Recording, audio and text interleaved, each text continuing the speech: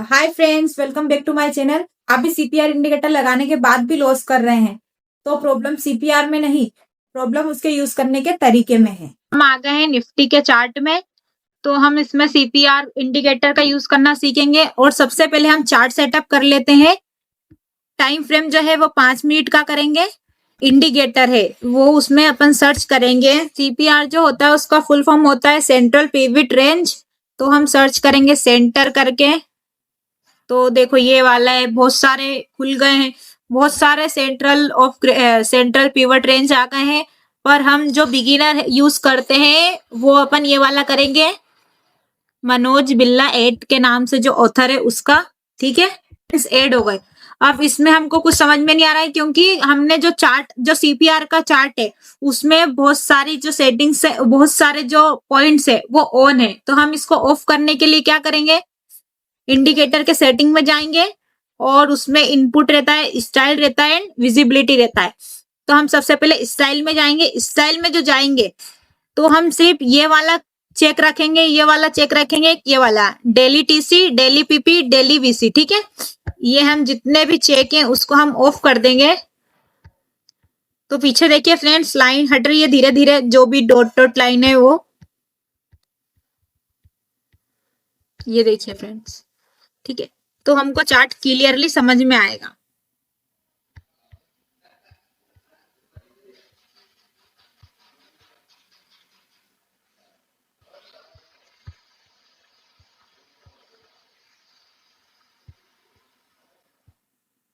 हम सारी लाइंस हटा देंगे फ्रेंड्स, जिससे हमको चार्ट क्लियरली समझ में आए।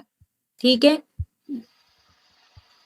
मेरे उसमें ऑलरेडी ये सब चीजें ऑन थी।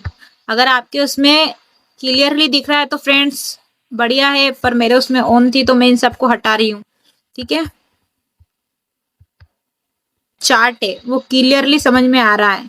ठीक है, यही सीपीआर है, ये जो डॉट डॉट की लाइन बन रही है यही सीपीआर है। जो सबसे नीचे वाली लाइन है वो है बीसी एंड ये जो बीच वाली लाइन है उसको हम बोलते हैं पीपी और ये ऊपर वाली लाइन है सबसे, वो है टीसी। ठीक है, अब ये इन तीन लाइन के बीच का एरिया ही सीपीआर जोन होता है। इसे ध्यान से देखो, प्राइस सीपीआर के ऊपर सस्टेंस कर रही है, मतलब प्राइस सीपीआर के ऊपर चली गई। सीपीआर ये है, बल्क यहां से लिया उसने और कैंडल यहां से लेके यहां तक यहाँ बन रही है। ठीक है फ्रेंड्स, तो इसका मतलब क्या है फ्रेंड्स के बायर्स एक्टिव है।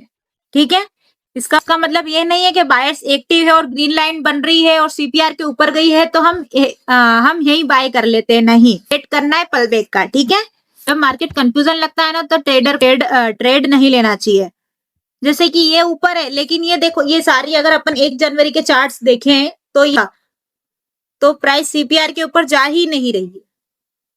ठीक है, यहाँ पर सीपीआर के ऊपर गई बट इधर से फिर रेड बन गई, इतना ऊपर गई उसके बाद फिर नीचे आने लगी। ठीक है, ये पल बैक अपने को वेट करना है। ठीक है फ्रेंड्स, के पल बैक आता है कि नहीं। सीपीआर के ऊपर गई और सीपीआर के ऊपर जाके वो फिर ग्रीन कैंडल बना रही है, तो एंट्री या एग्जिट नहीं बताता है वैसे फ्रेंड्स, ये हमको ट्रेंड बताता है कि मार्केट किस वे में जा रहा है। ठीक है, अपन एग्जांपल ले ले, अगर इसी चार्ट में प्राइस सीपीआर के नीचे होती तो ये सेलर का एरिया होता है, सेल सोचते हैं।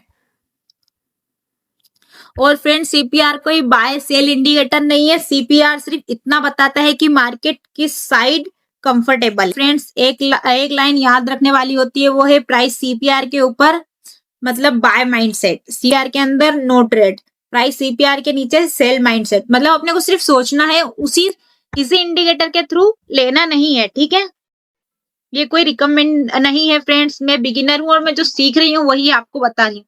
अगर आपको ये इंडिकेटर पसंद आता है तो यूज करके आप देख सकते हो।